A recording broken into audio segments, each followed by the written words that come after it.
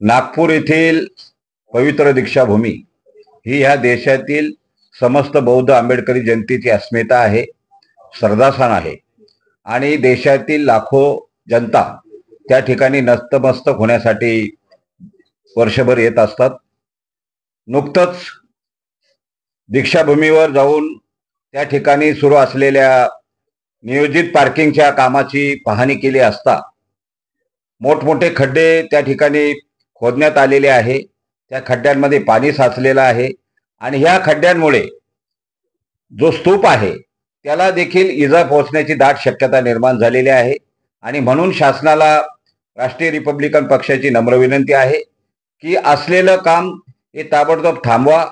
माननीय उपमुख्यमंत्री देवेंद्रजी फडणवीस यांनी विधानसभेमध्ये सदरचं काम थांबवण्याची घोषणा केलेली आहे, परंतु राष्ट्रीय रिपब्लिकन पक्षाची आग्रही मागणी आहे का ते पूर्णपणे रद्द करा आणि समोर असलेली 16 एकर जी जागा आहे आणि बाजूला 5 एकर जी जागा आहे ती देखील दीक्षाभूमीला उपलब्ध करून द्या, जेणेकरून पार्किंगचा प्रश्न असेल, बाकीचे छोटे मोठे प्रश्न असेल ते देखील मार्गी लागतील।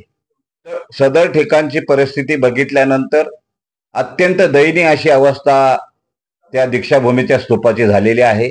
अनेक ठिकाणी स्तूपाला गळती लागलेली आहे आणि हे जे पार्किंगच्या नावाखाली मोठमोठे खड्डे खोदलेले आहेत त्याचं देखील पर्क्युलेशन या स्तूपाला होऊन या स्तूपाची फार मोठी हानी होऊ शकते आणि मला असं सरकारने या कोणत्याही गोष्टीचा अंत न पाहता समस्त या देशातील बौद्ध आंबेडकरी जनतेच्या भावना लक्षात घेऊन हे सगळं थांबवा आणि खऱ्या अर्थानं या देशातल्या बौद्ध आंबेडकरी जनतेचं जे पूजास्थान आहे ते पवित्र राहू द्या।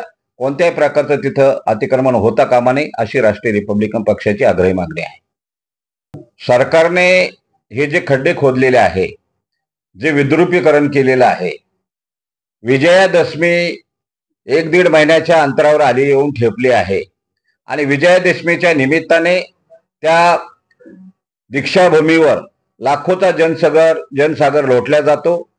मला असं वाटतं सरकारला आमची आग्रहाची विनंती आहे का विजयादशमीच्या 1 महिना अगोदर आपण दीक्षाभूमीचं पूर्ववत सगळं जे होतं त्याप्रमाणे करावं अशी आमची मागणी आहे।